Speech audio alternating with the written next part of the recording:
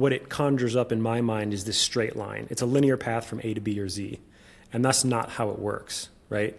It's this counterbalance approach. It's like this zigzagged path where we're trying to approximate the direction that we're trying to go in the most efficient manner possible. And so, a solely profit-motivated company can have a really long arc in the sense of, we're just going to double down on this strategy or this approach, and it's kind of like a growth at all costs mentality, and they can just ride that wave for as long as it works. Whereas a mission-driven business or founder has that little birdie on their shoulder all the time saying, is this taking you closer to your mission?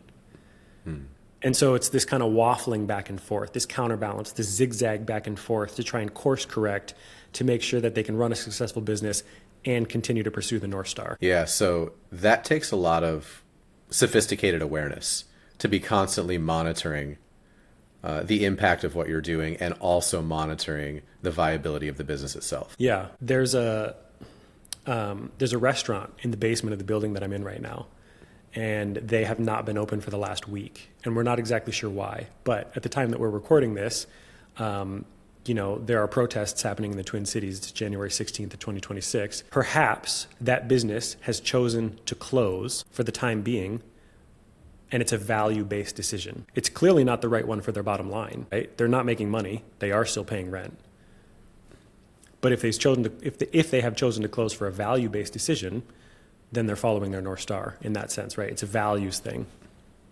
And at the same time, right, they're probably monitoring the sentiment of their employees, the sentiment of the people in the community and in the neighborhood, and also looking at their balance sheet and saying, how long can we afford to make this value-based decision, right? Exactly. Yeah, and to your point, there's no perfectly right answer. And I think this is, to me, one of the things that distinguishes being a mission-driven leader from, like you said, just a bottom-line focused business leader. When your only focus is the bottom line, like you said, it can be pretty linear. It can be pretty clear what the right decision is.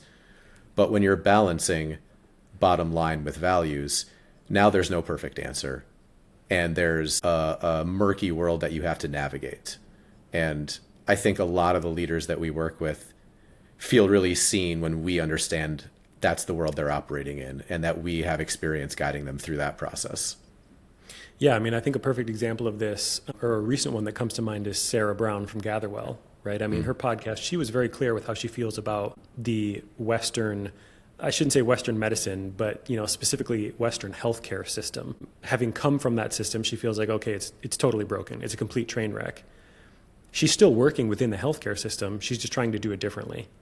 And so that naturally arises and surfaces all sorts of negotiations that she has to make on a daily basis, to run a successful business, but provide healthcare in a way that feels aligned with the way that she feels it should be done best.